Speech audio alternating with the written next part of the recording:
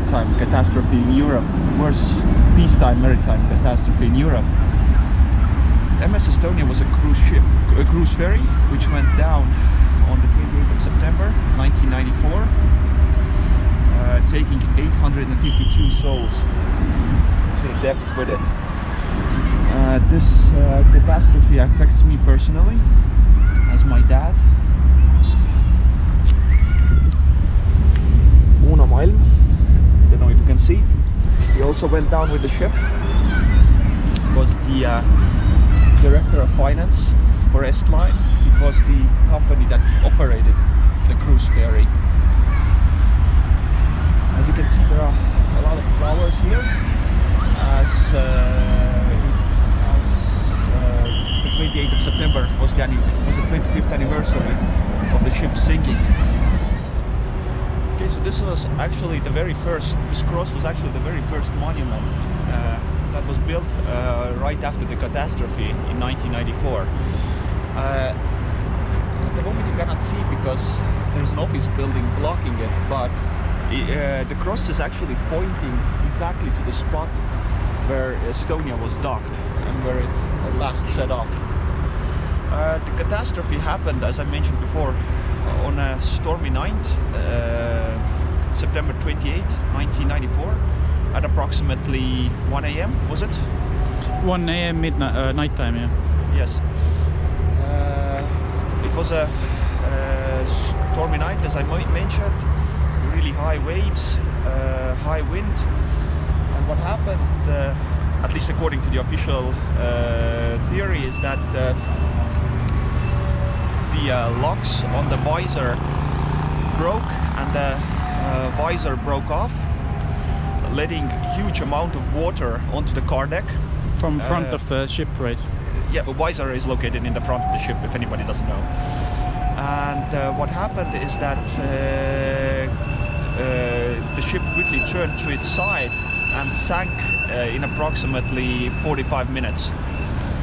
Approximately 300 or more people actually got off the boat, but of these 300 people, only 137, if I'm not mistaken, survived, because a lot of the people who actually got off the boat and got into the life rafts and lifeboats, mostly life rafts, because the lifeboats, they weren't able to lower the lifeboats.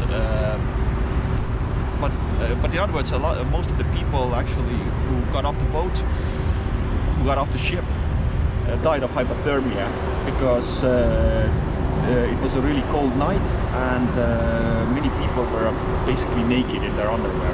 And was it correct that the ship sinks just in half an hour or so? It's more likely 45 minutes according to the survivors. So it was quite quick. It was really quick. And I think there was also a huge waves and a really huge storm. Yes, it was a normal storm actually on the Baltic Sea, but the waves on the Baltic Sea, I don't know if any of you know, but Baltic Sea is really narrow, therefore, and it's quite shallow as well. Therefore, the waves are really sharp and they are coming in at a very close proximity to each other. And the ship actually went out later than expected from Tallinn because of some trucks arriving late. But then we're going to go to some conspiracy theories. And it was actually heading towards Sweden at full speed during the storm. So when the visor broke off, the water entered the car deck, as I mentioned before, and the ship turned on its side. And it all happened so quickly. There was no organized escape because the crew was paralyzed for most of the time, and up until the end, the captain and the officers on the deck probably didn't even realize what had happened. As the escape plan wasn't initiated. So there was no evacuation, right?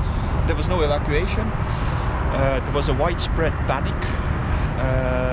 Basically, the people who started moving right away or were or were still up in the pubs or the restaurants. Only those people basically got off the ship, and it's cruel, but only the youngest and the strongest mostly survived. So basically, you need to be a fit or lucky to escape from Estonia. Basically, yes. 97% of the female passengers on Estonia died, and also the elderly, I think. A lot of children and elderly people as well. The youngest passenger who escaped was actually a 12-year-old boy from Norway. And there are a lot of unanswered questions, a lot of conspiracy theories, mainly because the official investigation was kind of flawed, and most of the relatives and also the people who escaped don't believe the official inquiry. So what's the plan? I don't know what's exactly the plan, but at the moment there's a court case in Estonia where a lot of the relatives of the fallen of the dead passengers are demanding Estonian government to reopen the investigation. Why Estonian government? Because the ship sailed under the Estonian flag. There are a lot of loose ends and a lot of unanswered questions, and what is really surprising is the official stance of Sweden.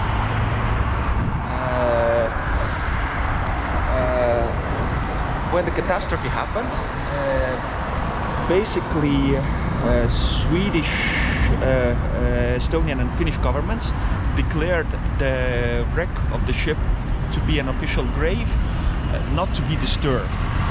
And basically all the three governments don't allow any further investigations into the matter. But I think even Swedish government wanted to put some kind of a beton sarcophagus, on the some kind of a concrete sarcophagus. Yeah, that no one could ever go and investigate the shipwreck. Which is actually really weird and kind of reinforces all the conspiracy theories. So the question is, why such a stance from the Swedish government? I can understand the Estonian government because it's kind of following the lead of the Swedish government. But still, imagine some kind of a peacetime catastrophe. Let's say there's God forbid some kind of a passenger train accident, or a passenger bus drives off the road, and the government says, no, we're not going to investigate this. We're not going to disturb the peace of the victims. So probably the Swedish government is hiding something, right? Probably yes.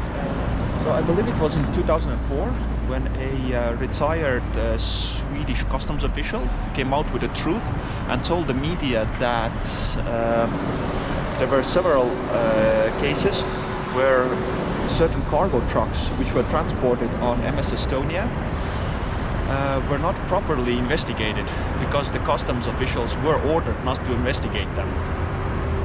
And so no one knows what was on those trucks, right? Nobody knows what was on those trucks.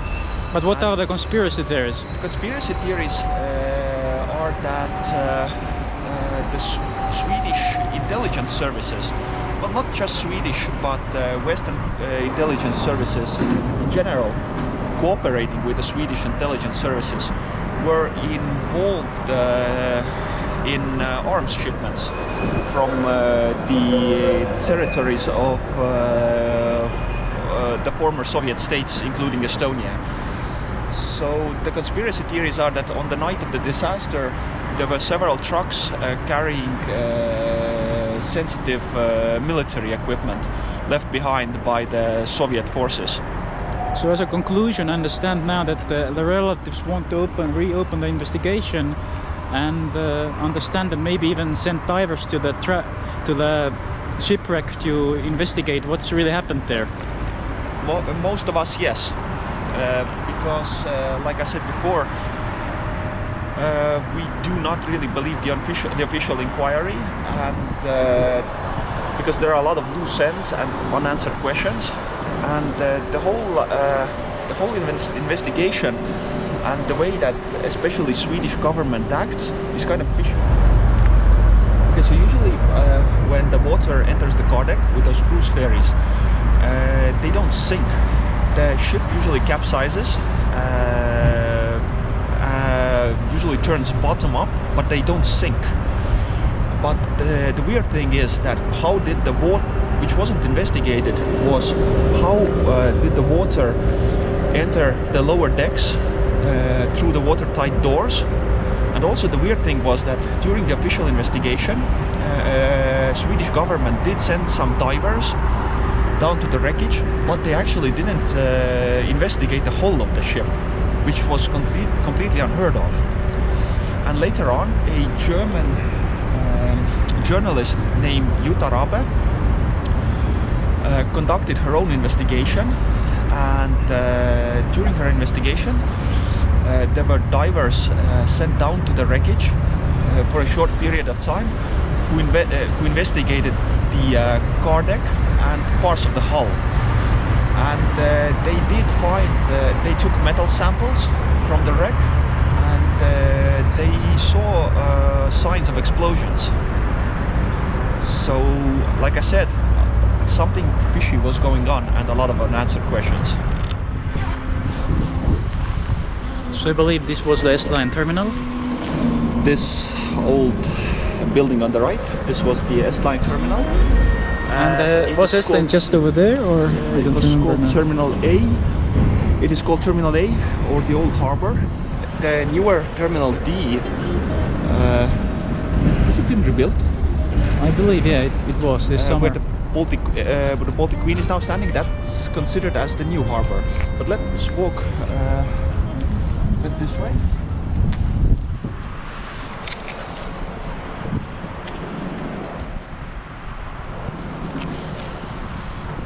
So this area right here, I don't know if you can see those blue containers over there. That was the spot where Estonia used to dock. So just before the Viking line there. Just you see the Viking line ferry. It was a little bit our way. This side of the port. Yeah. So my dad's office, as I mentioned before, he used to work for the S-Line. The S-Line was the company that used to own, it was a Swedish and Estonian joint company that used to own the Estonia cruise ferry. And this was their Estonian headquarters. Dad's office was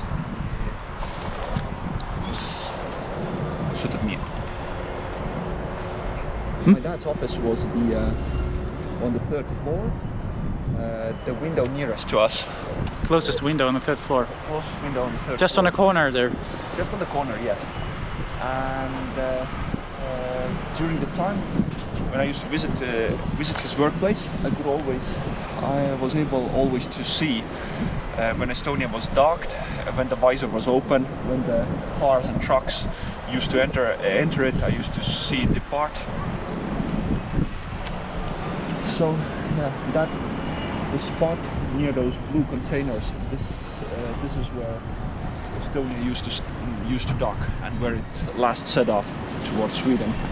So the Estonia catastrophe was a really tragic event for many countries, but mainly for Sweden and Estonia. A really sad event, but let us know, guys, what you think about the Estonia catastrophe. Do you also think that there are a lot of unanswered questions? Our governments are behaving really fishy, and do you think that the investigation should be reopened? So see you around. Bye.